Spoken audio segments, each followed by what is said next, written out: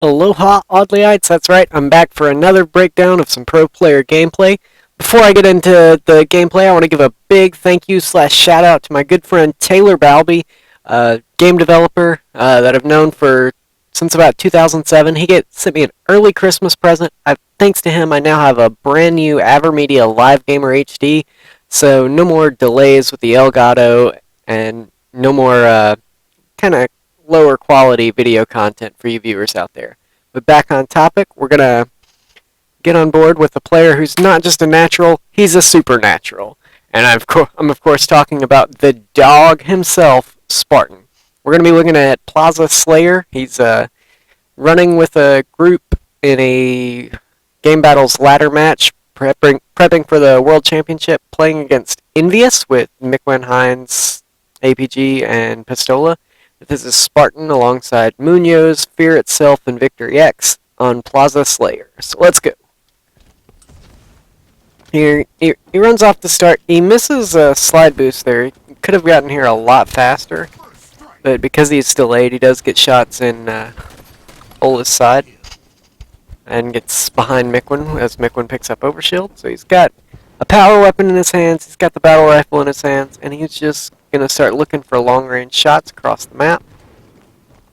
He's looking a little bit indecisive here, and I'm going to go ahead and pause and highlight this.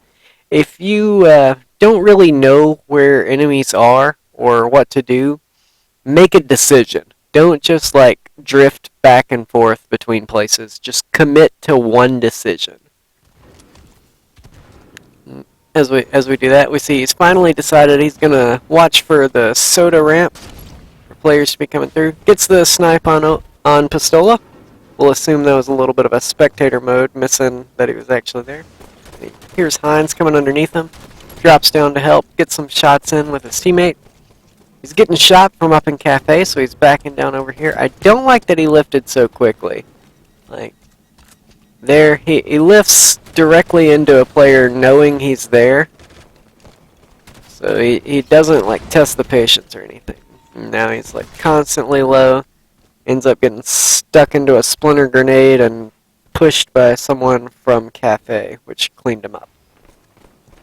Now he spawns spawns at the yard, and he looks like he's about to go into yard with his teammates, sees his teammates are there, but decides to go down low, and I like this play because he's trying to make sure he keeps spaced apart from his opponents.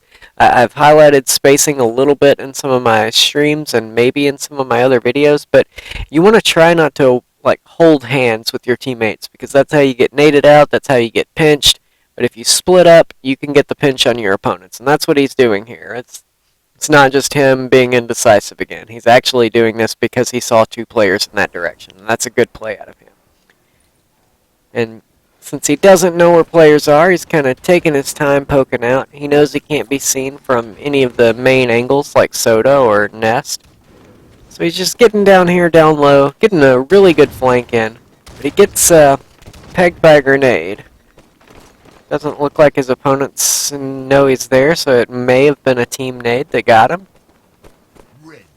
He sees Miquin poking out of the Cafe, and now he's charging hardcore for this. Gets the first shot on Miquin and cleans him up quite well. And Pistola jumping through the window, not really sure where Spartan was. Spartan and teammates clear him out really good. And in case you missed that, that light pole can bounce grenades, so don't grenade light poles. The city utility bill will go up for that.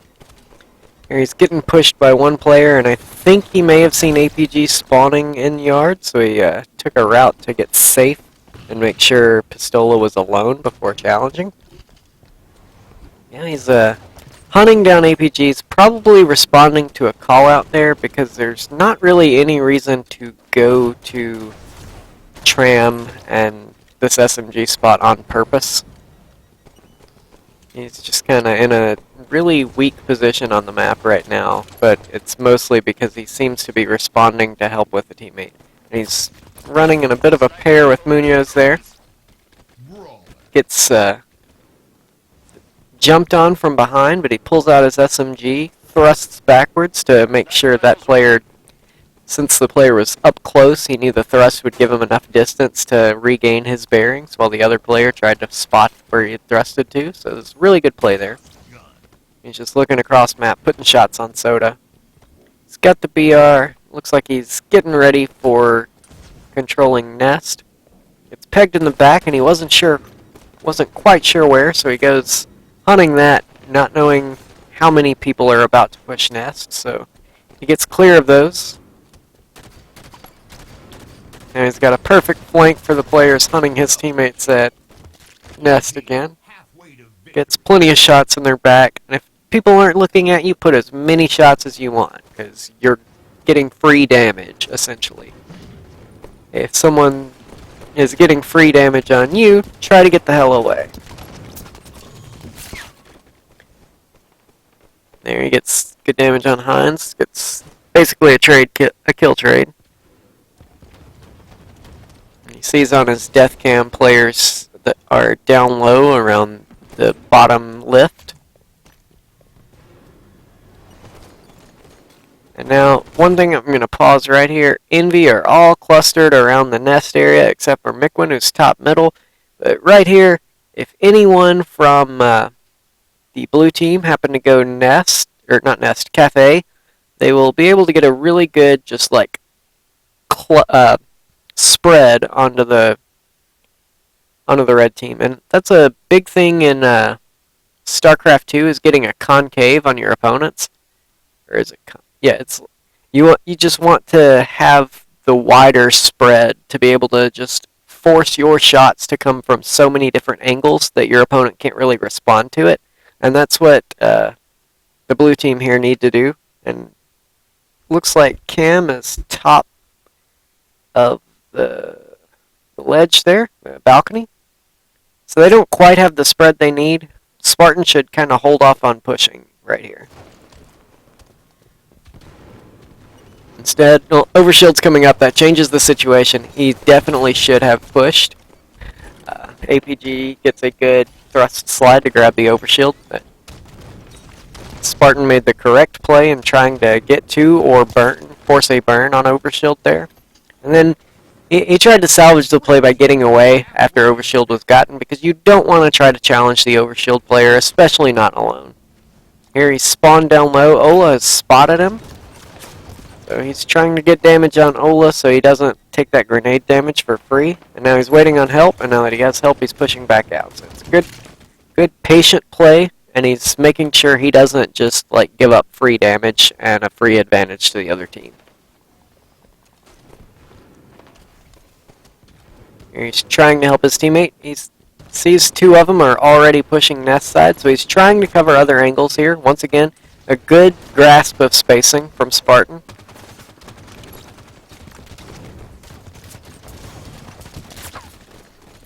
And because of that, his team get 2 kills on the push, 3 kills on the push total.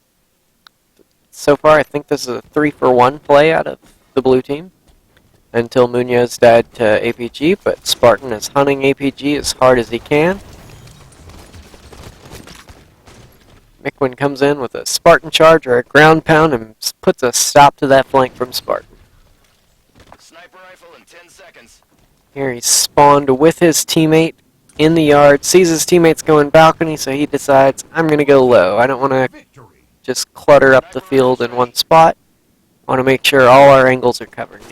Once again, he knows that because the players are top Nest, as long as he's using this to block the sight line, he can get a good flank down low. So this is a really good flank play out of Spartan. Here's a call out of a player hotel, gets the cleanup with the grenade. Immediately gets the Hydra lock on Hines, so good use of the Hydra there. Who knew the Hydra was such a strong flanking weapon? Here he's got another opportunity where he knows players are looking across the map instead of toward Nest, so he goes ahead and challenges there. He's doing a great job of bullying this game, which, if you remember my Ola video, I said Ola is one of the best bullies in the game. But when I say bully, I basically mean challenging people who aren't going to fight you back.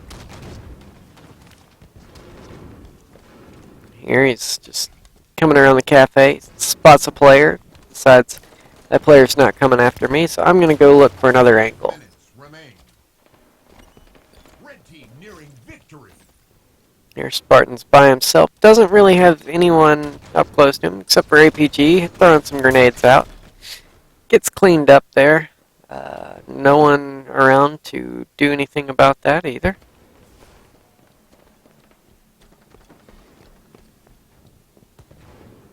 Kind of unfortunate that he got caught off by himself there. He seems to be sure APG is still around the cafe, and he's correct in that assumption.